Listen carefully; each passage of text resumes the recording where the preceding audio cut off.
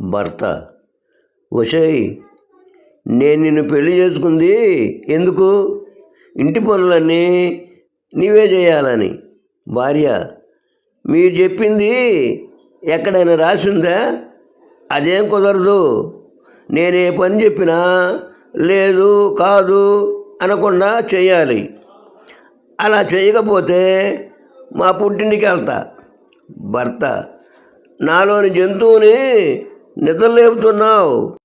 నాకు రాగరా కోపం వచ్చిందా? నా చేతులు నీకు మూడినట్టే. భార్య: నీ ఉడత ఊపులకు చింతకాయలు రాలవు. నీలోని జంతువుని బయటకు రమ్మను. పిల్లికి ఎవరు భయపడతారు?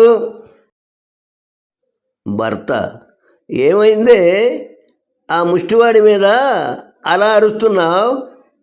భార్య: వాడు ఎంత మాట అన్నాడో తెలుసా?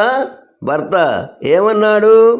భార్య: మీకు ఎలాగూ వంట చేయటం రాదు కాబట్టి ఎప్పుడైనా అయ్యగారు ఊరికి వెళ్తే చెప్పండి అమ్మా, క్యారేజ్ తీసుకొచ్చి ఇస్తానంటున్నాడు.